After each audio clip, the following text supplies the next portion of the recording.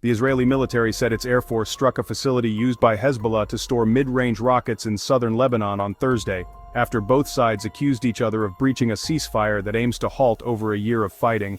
Israel said it also opened fire on Thursday towards what it called suspects, with vehicles arriving at several areas in the southern zone, saying it was a breach of the truce with Iran-backed armed group Hezbollah, which came into effect on Wednesday. Hezbollah lawmaker Hassan Fadlallah in turn accused Israel of violating the deal. The Israeli enemy is attacking those returning to the border villages, Fadlallah told reporters, adding there are violations today by Israel, even in this form. The Lebanese army later accused Israel of violating the ceasefire several times on Wednesday and Thursday. The exchange of accusations highlighted the fragility of the ceasefire, which was brokered by the United States and France to end the conflict, fought in parallel with the Gaza war. The truce lasts for 60 days in the hope of reaching a permanent cessation of hostilities. Israel's airstrike on Thursday was the first since the truce took effect on Wednesday morning. Lebanese security sources and the Al Jadid broadcaster said it took place near Baisariya, north of the Litani River.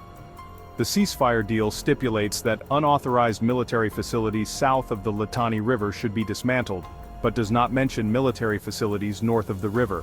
Earlier, Israeli tank fire hit 5 towns and some agricultural fields in southern Lebanon, state media and Lebanese security sources said, saying at least 2 people were wounded. All of the areas lie within 2 kilometers or 1.2 miles of the blue line demarcating the border between Lebanon and Israel, in an area the Israeli military has announced as a no-go zone along the border even after the deal was agreed.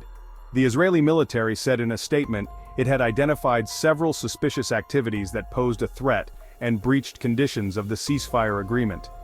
Any deviation from this agreement will be enforced with fire, said Chief of the General Staff, Herzi Halevi.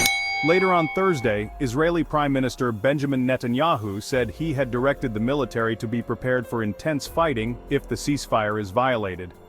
Lebanese families displaced from their homes near the southern border have tried to return to check on their properties. But Israeli troops remain stationed within Lebanese territory in towns along the border, and Reuters reporters heard surveillance drones flying over parts of southern Lebanon. The Israeli military on Thursday renewed a curfew restricting the movement of residents of southern Lebanon south of the Litani River between 5 p.m. and 7 a.m.